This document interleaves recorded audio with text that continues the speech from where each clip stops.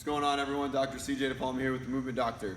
Today, we're talking about why we should not completely rest when we're injured and the impacts that rest and no activity have on the body and why we need to train during injury, right? We're going to kind of elaborate on that fully throughout this video.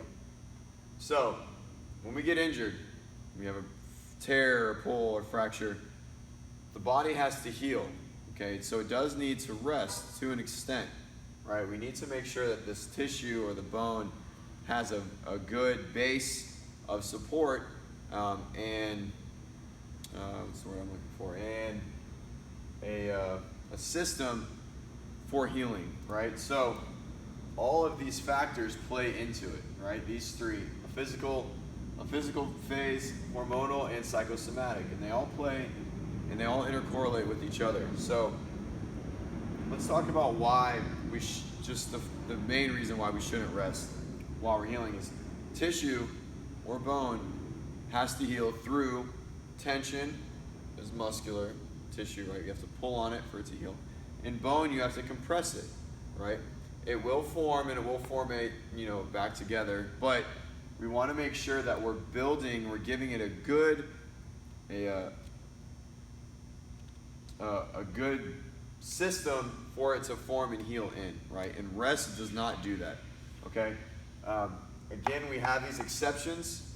If it's a full break and we have to have surgery, at that point in time, we're non-weight bearing. That's understandable. But during that amount of time, it doesn't mean that we can't do other things for other parts of the body, right? If you break your foot, you can still train your upper body, right? When we do that, when we train our upper body or other parts of the body, we improve our psychosomatic state. We come out of, not that we go into depression, but people that are very active, that are suddenly not active, their mental approach to their daily activities is changed. And we can then have a hormonal response of decreased endorphins, decreased testosterone, growth hormone, cortisol levels.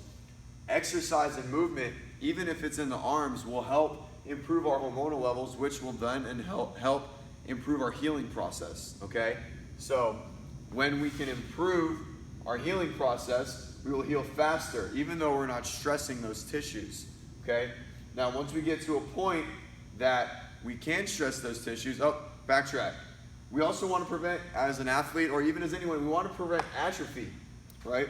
If you're a high-level athlete and you break your arm, or you're a baseball player and you have Tommy and you're not training your legs during that time, your rehab process then increases dramatically and elongates, okay? Because then you just become weaker. We don't want that. That's not a good approach, okay? So we want to make sure that whatever your rehab process is or your injury process is, that we're doing everything we can for every other part of the body that's not injured, okay? We don't want to change everything, because then we have these dramatic hormonal and physical changes of the body in a regressed sense, and it's not good, okay?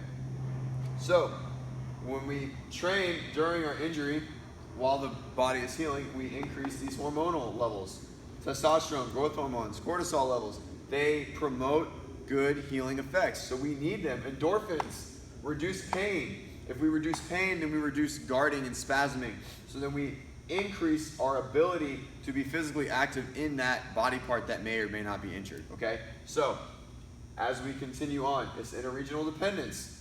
The body relies on other parts of the body. So if we get weaker and weaker here, then our injury will take longer to heal, okay?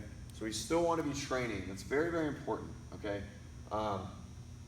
Now, what do we need to be doing? Now, that's very specific to your injury, right? It depends on what you do. If you're a CrossFitter, if you're a weightlifter, if you're a baseball player, football player, okay?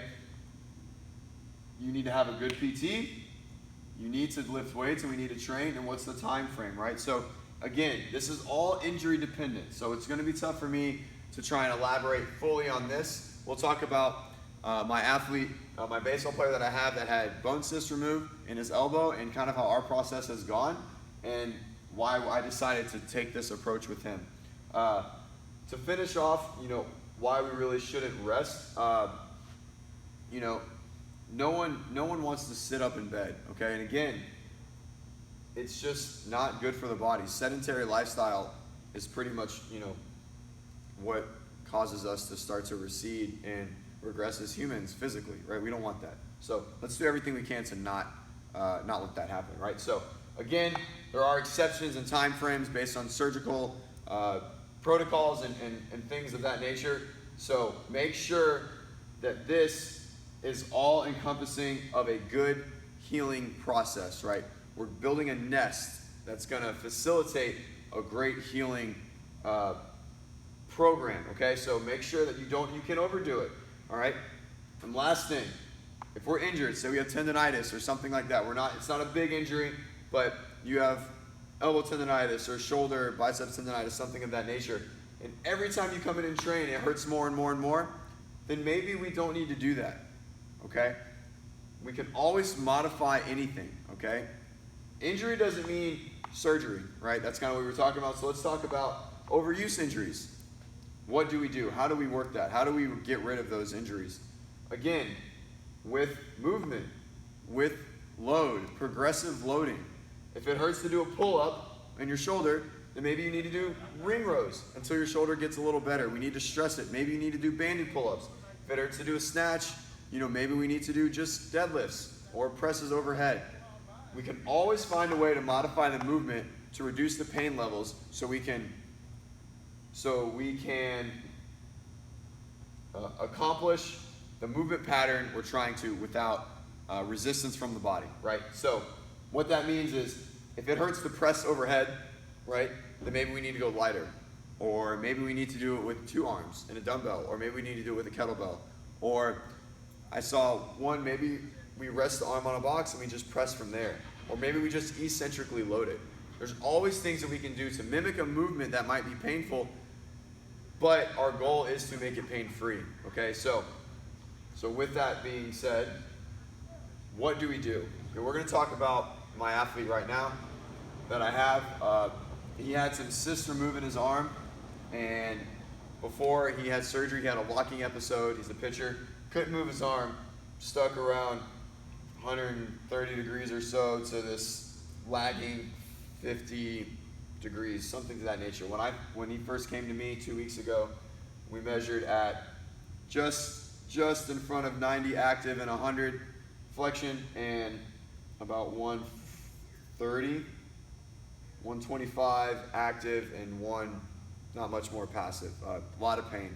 Not much swelling, just a lot of pain. So what did we do?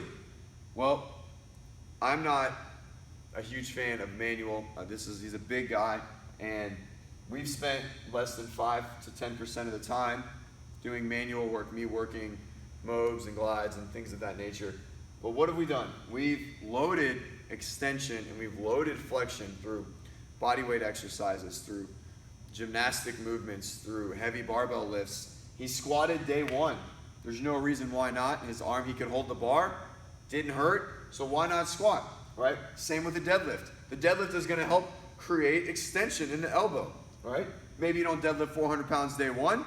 We don't know how the arm's gonna extend yet, but after a week or so, we increased 20 degrees into extension and there was no pain hanging for a pull-up or a ring row in light barbell, so we increased the weight, right? We're letting the barbell create our modes naturally, right? And letting him do it on his own, and he's not relying on me. I write the programming and I facilitate the rehab, but he's doing everything.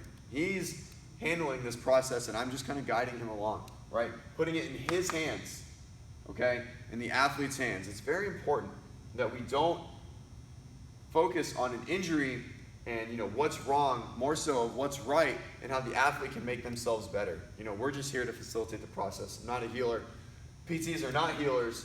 You should not rely on your physical therapist solely to get better, right? They should put you in a good place mentally, physically, and empower you to get better on your own. And every time you see them, you progress that process, right? So that's kind of that in a nutshell for me. If you have any questions, please contact me at the information below. And I hope you all have a good night. All right.